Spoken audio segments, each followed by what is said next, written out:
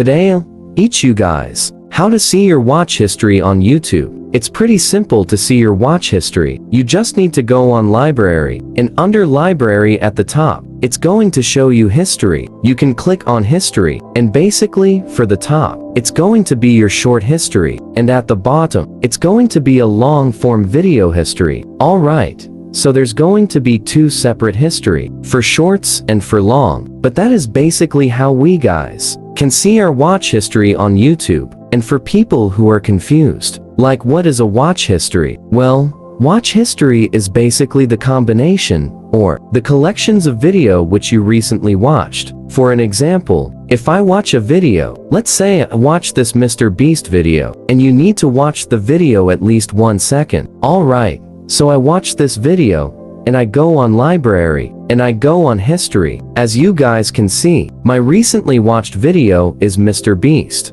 Ad is showing me at the top. You guys can see it. So if you guys found her video helpful on how to see her watch history, hit the subscribe to our channel. I'll see you guys in my next video.